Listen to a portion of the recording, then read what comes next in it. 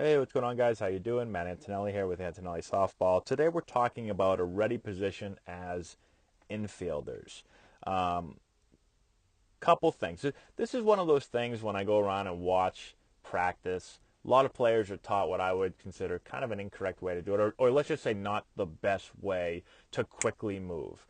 So it's really, really important, especially as you move up in levels. You start getting to higher levels, high school level, and then obviously in college level and higher.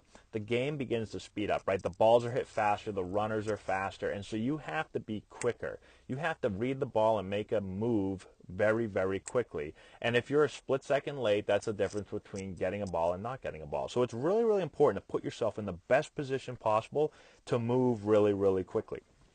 So here's Washington practicing, and let's just kind of look at their infielders and some of the positions they're getting into, and just kind of analyze it, and I'll give you my feedback on what they're doing well and what they probably need to improve on a little bit to help them move even quicker. So first thing, what you're usually going to see is players kind of walk into it like this, get a little bit of rhythm, right? They start really high, and then all of a sudden, as they move into it, they start to lower. Their chest starts to get over their toes, right? Their butt goes out a little bit, and now all of a sudden they're getting really athletic. So at this position right here, she could be playing any sport, right? She could be defending someone in basketball. She could be playing football. She could play any sport, okay? She's athletic. She's ready to move. So really, really important that as you get ready to go here, you're going to start to get your chest over and your butt out, and you're going to be athletic. Now, you're usually going to see some type of hop like this, okay? Um, the height of the hop depends. You know, if you've seen Major League Baseball, you'll see Dustin Pedroia. He'll jump really, really high, and then he'll come down. If you watch Auburn softball, a lot of their infielders do the same thing. They kind of look like Dustin Pedroia. They jump really high, and then they come down. So the important thing is this. I want to be reading the ball. So what she's doing right here is as she starts to hop, she's reading the ball crossing the hitting area. And then as the ball's being struck, she's landing as the ball's kind of coming off the bat. So that as she lands, the goal is to be reading the ball coming at you just as you're starting to come down, so that once your eyes tell you where to go, there's no delay, right?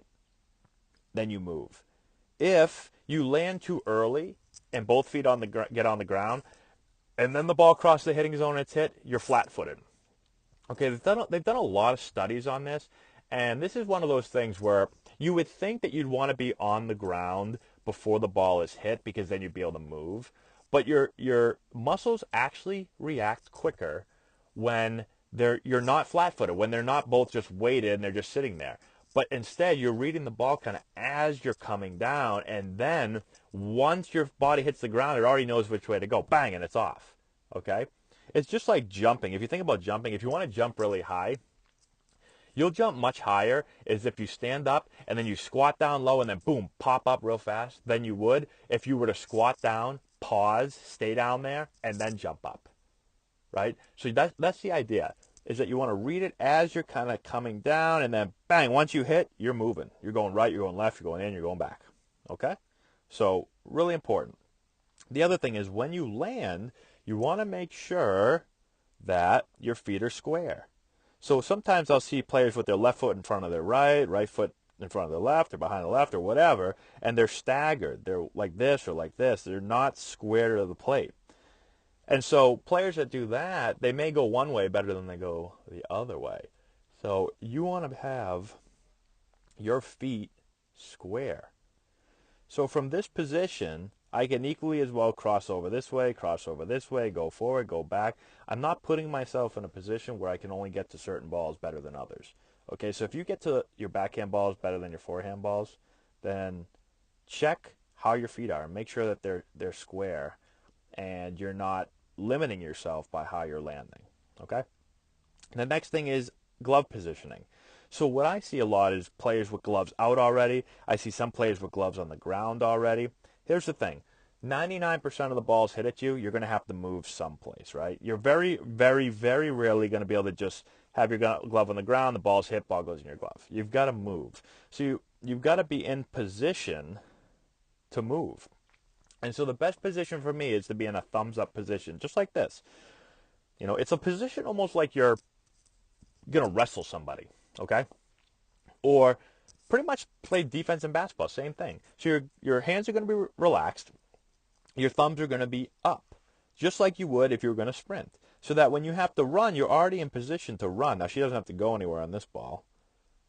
Let's go back a little bit here.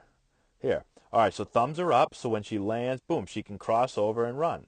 Now, if she had to run further, she could continue to pump her arms, right?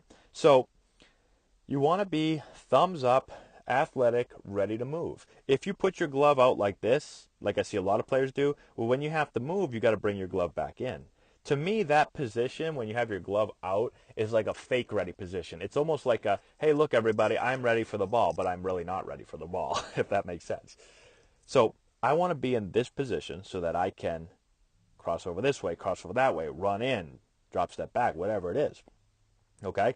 Now, the height of my body, as middle infielders, will probably be a little bit taller. As corner infielders, we may be a little bit lower because we're not going to move as far. But again, we don't want to be down. You still want to be, your chest over, butts out, but I'm ready to move so I can cross over here. Right? If I get down too low, I get stuck. I can't cross over. My range is really, really limited. Okay? So that's really, really important. So hopefully this makes sense to you guys. I know it may be a little bit different than what you're used to, but if you really start paying attention, go online, watch games. I know sometimes it's tough in the game because you don't have the view of the infielders, but if you go to games, watch the infielders and see how they're getting ready. And I really believe that this is the quickest way to react. And the quicker you can react, the better range you have, obviously, right? A lot of people talk about, speed and quickness is what range is all about. I've seen some players that aren't the fastest and aren't the quickest, but they've got great range because they're in position to move quicker than everybody else, right? They're off, and the other person's still standing there. And so they're making up ground. And they make up for maybe their lack of quickness or lack of speed because they're prepared every pitch, they're in position to move, and once the ball is hit, they're going. All right, so hopefully that makes sense to you guys. Let me know if you have any questions in the comment section below. Subscribe to the channel if you've not done so already. Give us a thumbs up. I'd really appreciate that. And that's all I got, guys. Thank you again. Good luck to you, and we'll talk to you later.